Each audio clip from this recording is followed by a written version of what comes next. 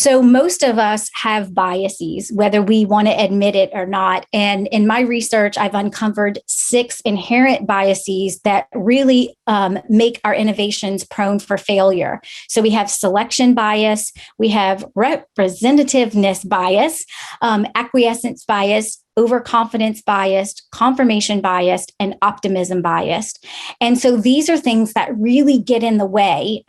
These are like mindsets that put us on a trajectory of failure without us even realizing it. So I'll just point out a couple of them, as you can kind of see on the screen. So selection biased is when we are asking maybe our colleagues, maybe our mentors, our friends and family, what do they think about the solution that we want to bring to market?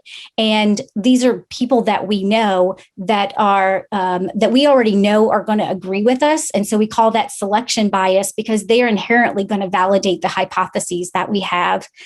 Acquiescence bias, I think, is really funny where, we ask all these people what they think about our innovation and our idea, and they tell us that they love it. They tell us that it's great, but would they buy it? Not necessarily. And nobody really wants to tell us that our baby is ugly. And so, making sure that we are tapping in the right people into this process. And then overconfidence bias is something that I talk about a lot, where we feel really strongly that we know the problem, we know the solution, and we don't even need to go through this process. We don't need to do market research. We don't need to include customers in this co-creation process because we've got all the answers. We've got it all figured out. We just need to move fast and get something to market quickly.